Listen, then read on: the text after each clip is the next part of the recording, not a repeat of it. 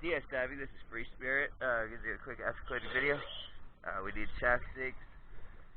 We need the bedded zigs for the intakes.